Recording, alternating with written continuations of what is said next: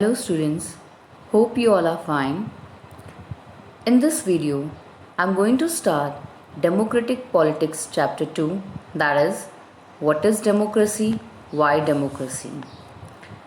You all are already aware of the word democracy as you all have studied about it in your lower classes.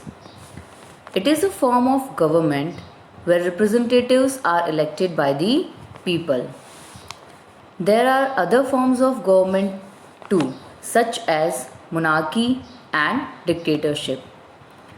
Monarchy is a form of government where king rule is there, means when king dies, his son will be the king and so on.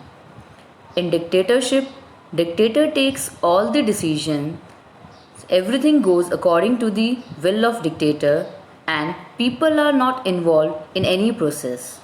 For example, Hitler ruled in Germany. Though there may be problems in democracy, but people will always prefer democracy over the other forms of government. Now, what is the difference between democracy and non-democracy? In democracy, people have right to choose what is right for them. People rule is there, while in non-democracy, people don't have any such rights and government rule is there. In democracy, people elect the representatives who, on behalf of people, rule the country. But in non-democracy, people don't have any role in electing or changing their representatives. Democracy grants people right to speech, right to equality, etc. But in non-democracy, people have no voice. With this, it is easy to understand why people prefer democracy over the other forms of government. Now, I'll move towards features of democracy. Democracy is a form of government where people choose their representatives. Example, in India, we the people decide whom we want to make our ruler. There are some examples from the past like Myanmar where the army ruled, dictator Pinochet's rule in Chile was not democratic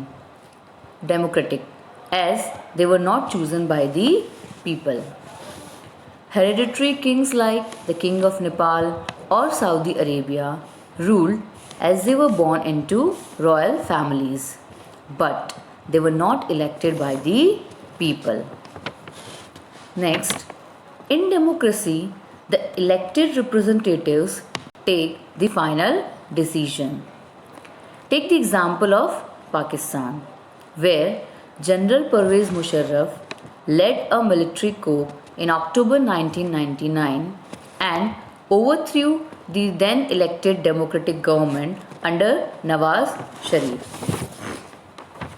Later, he forcefully designated himself as president.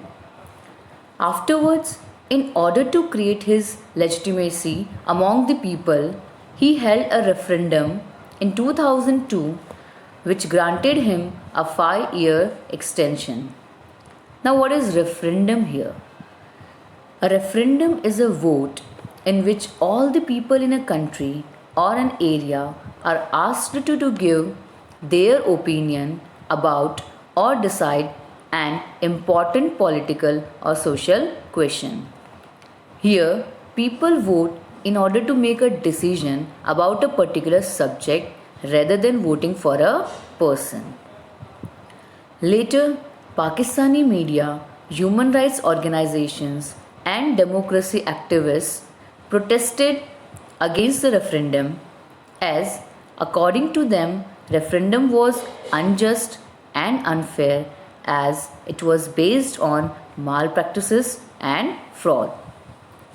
Then, General Pervez Musharraf issued a legal framework order which amended the constitution of Pakistan and according to it he held the power to dismiss the national and provincial assemblies. Elections were held to the national and provincial assemblies, and they were given some powers too. But the final decision was always taken by the military officers and General Pervez himself. With this example, it is clear that Pakistan under General Pervez Musharraf should not be called a democracy. In democracy, people choose their representatives, but General Musharraf was not elected by the people.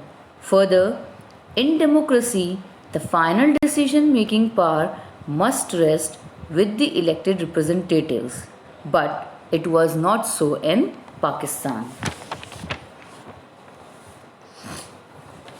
Next feature is democracy must be based on free and fair election where those currently in power have a fair chance of losing. To understand this, we will take the examples of China and Mexico.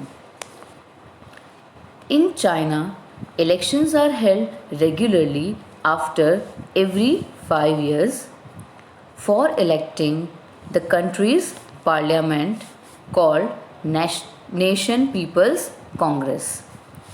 But before contesting elections, a candidate needs the approval of the Chinese Communist Party.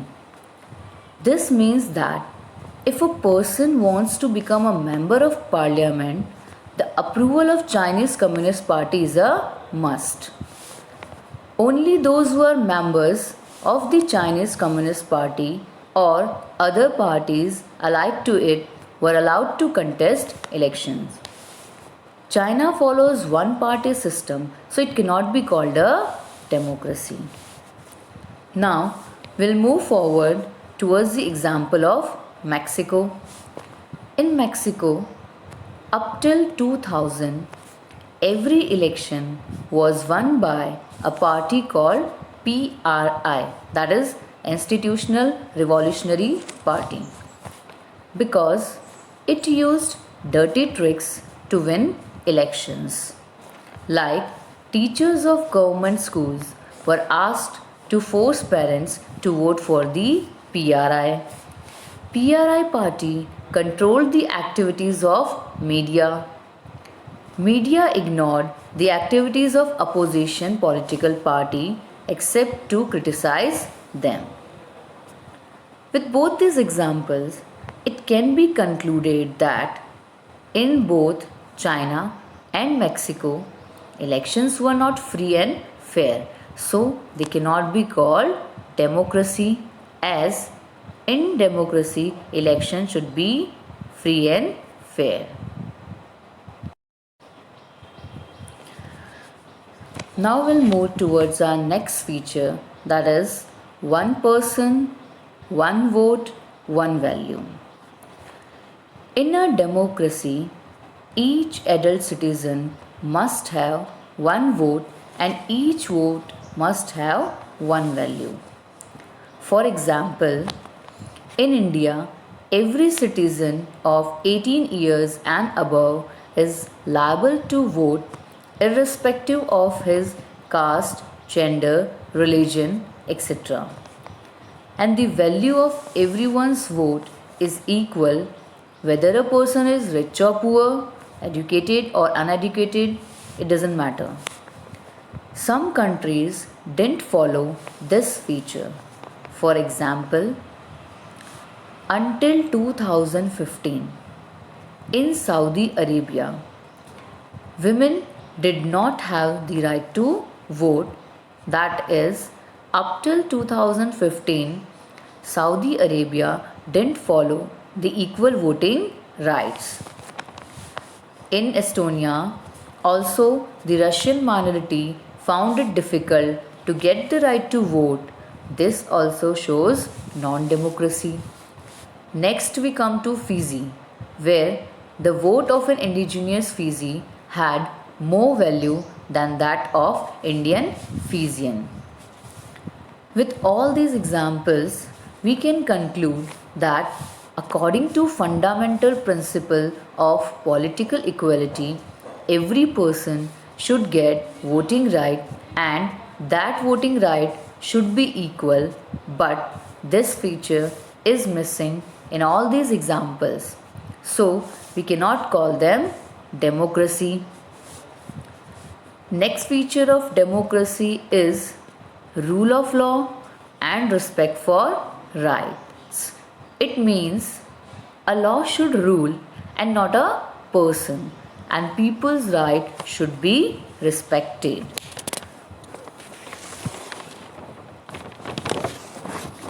We will understand this with the example of Zimbabwe.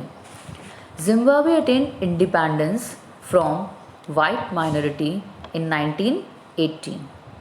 Since then, the country has been ruled by ZANU-PF, the party that led the freedom struggle. Its leader Robert Mugabe ruled the country since independence.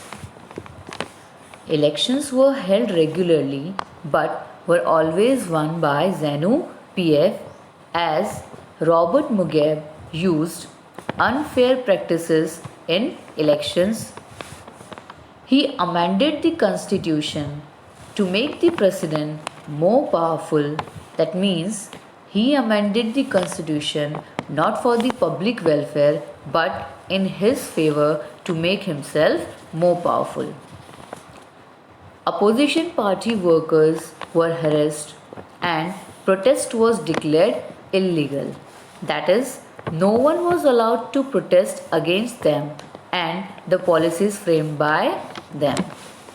Television and radio were controlled by the government and the judgments of judiciary were also not respected. Newspapers were there but were not allowed to criticize the government. If they did so, they were harassed. With this example, it can be concluded that popular government can be undemocratic and popular leader can be autocratic. As you have seen that Robert Mugabe was a popular leader but used dirty tricks to win and amended the constitution in his favor. A country can be democratic when a democratic government rules within limits set by constitutional law and citizens' rights.